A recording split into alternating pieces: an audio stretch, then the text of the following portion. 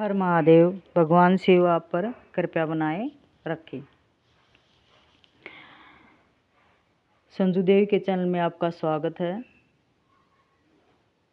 भगवान शिव आपकी झोली खुशियों से भर दे, स्वस्थ रखे। कैलाश पर्वत पर भगवान शिव साक्षात रूप में मौजूद हैं। इनके चरणों में है मानसरोवर झील, मीठे जल की पवित्रता और राक्षस ताल, खारे जल की रहस्यपूर्ण गहराई। एक जो ताल है वो मीठा है और एक जो ताल है वो खारा है। इतने पास होते हुए भी दोनों तालों में अलग अलग जल है। जिस तरह से भगवान शिव मीठे भी हैं और खारे भी हैं, सेम वही वहाँ का जो पर्यावरण है, जो वातावरण है, वो बताया जाता है।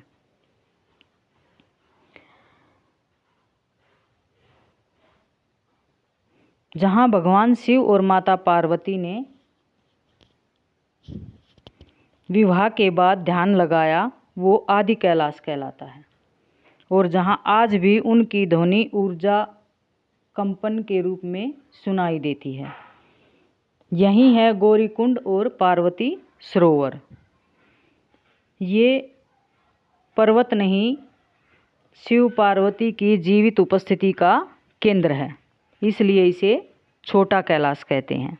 और पास स्थित है एक ओम पर्वत, जहाँ बर्फ पर स्वतः ओम उभरा हुआ दिखाई देता है, जैसे शिव का ओम मंत्र इस भूमि में गूंज रहा हो, जिसे अनंत काल से सुना जा रहा है।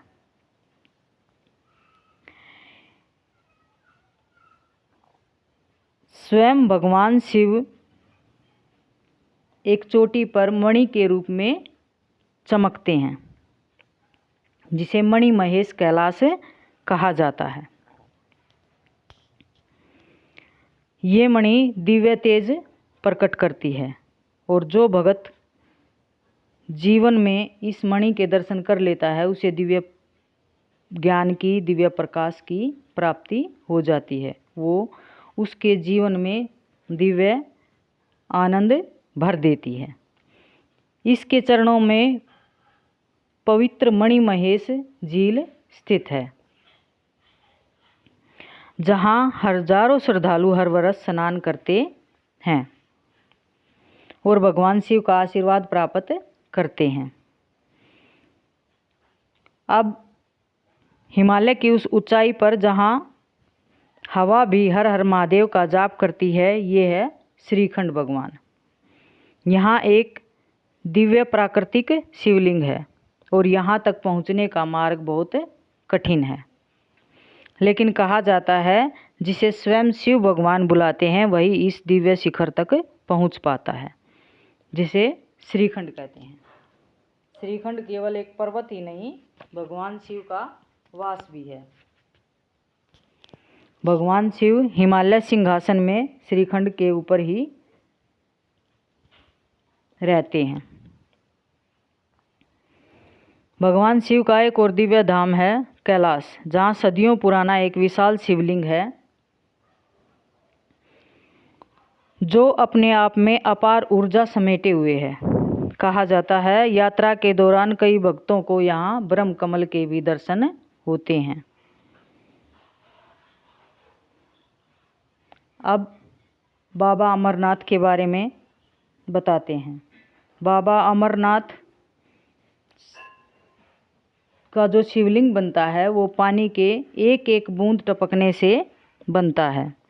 और सबसे चौंकाने वाली बात यह है कि यहाँ गर्मी में बर्फ़ से बनी सभी चीज़ें पिघल जाती हैं, लेकिन इस शिवलिंग का जो बर्फ़ होता है वो नहीं पिघलता।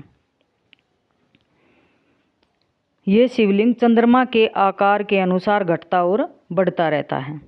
जब चंद्रमा बढ़ता है तो ये शिवलिंग भी बढ़ जाता है, और जब चंद्रमा घटता है तो ये शिवलिंग भी छोटा हो जाता है। और पूर्णिमा के दिन यह शिवलिंग सबसे बड़ा होता है। और सबसे आश्चर्य की बात यह है कि इस शिवलिंग के आसपास कच्ची बर्फ़ पाई जाती है, लेकिन शिवलिंग पक्की बर्फ़ का होता है। अमरनाथ के साथ और भी गुफा हैं बहुत सारी, जहाँ पर बूंद बूंद करके पानी गिरता है, लेकिन वहाँ पर बाबा अमरनाथ की तरह शिवलिंग नहीं बनता। यहाँ पर भगवान शिव ने माता पार्वती को अमर होने की कथा सुनाई थी, और जिसको सुनते सुनते वो सो गई थी। लेकिन एक कबूतर और कबूतरी का जोड़ा वहाँ पर सुन रहे थे, जिन्होंने पूरी कथा सुनी थी। कहते हैं आज भी वो कबूतर और कबूतरी वहाँ पर हैं, क्योंकि वो अमर हो चुके हैं, और किसी किसी बिरले भगत को दर्शन होते हैं कबूतर और कबूतरी के। तो ओम नमः शिवाय।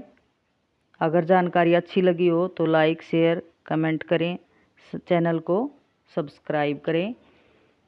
भगवान आपको स्वस्थ रखे, मस्त रखे और सभी दुविधाओं से दूर रखे। ओम नमः शिवाय।